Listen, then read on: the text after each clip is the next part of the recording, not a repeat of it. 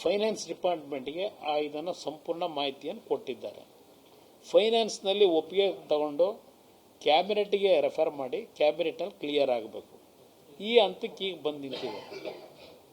ಅದರಿಂದ ಸರಿಯಾದ ರೀತಿ ರಾಜ್ಯ ಸರ್ಕಾರ ಕಾಲಹರಣ ಮಾಡದೆ ಸ್ಪಂದಿಸಿ ಅಲ್ಲಿ ಕೂತು ಕೆಲಸ ಮಾಡಿದರೆ ಇಷ್ಟೊತ್ತಿಗೆ ಅದರ ಸಮಸ್ಯೆ ಬಗೆಹರಿತಿತ್ತು.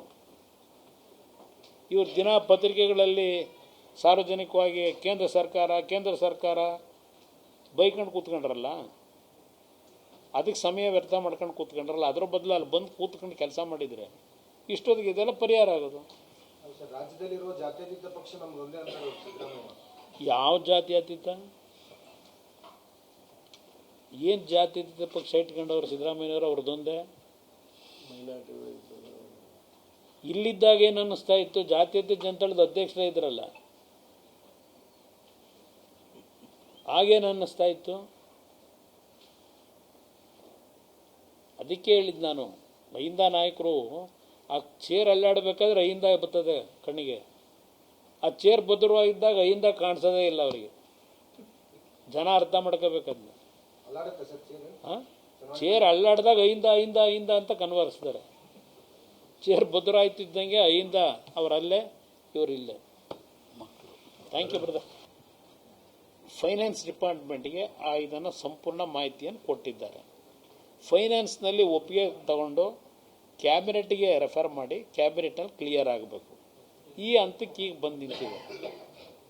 ಅದರಿಂದ ಸರಿಯಾದ ರೀತಿ ರಾಜ್ಯ ಸರ್ಕಾರ ಕಾಲಹರಣ ಮಾಡದೆ ಸ್ಪಂದಿಸಿ ಅಲ್ಲಿ ಕೂತು ಕೆಲಸ ಮಾಡಿದರೆ ಇಷ್ಟೊತ್ತಿಗೆ ಅದರ ಸಮಸ್ಯೆ ಬಗೆಹರಿತಿತ್ತು.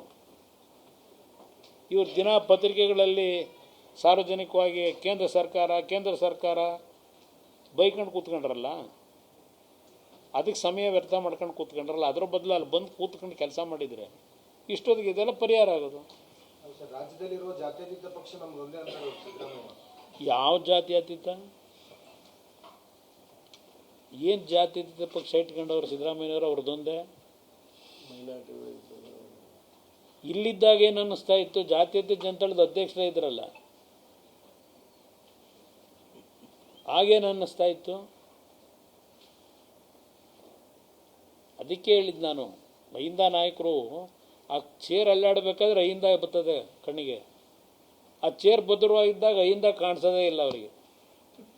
ಜನ ಅರ್ಥ ಮಾಡ್ಕೋಬೇಕದ್ನ. ಚೇರ್ ಅಲ್ಲಾಡ್ದಾಗ ಅಹಿಂದ ಅಂತ ಕನ್ವರ್ಸ್ತಾರೆ. ಚೇರ್ ಭದ್ರ ಆಯ್ತಿದ್ದಂಗೆ ಅಹಿಂದ ಅವರಲ್ಲೇ ಇವರಿಲ್ಲೇ. Thank you brother.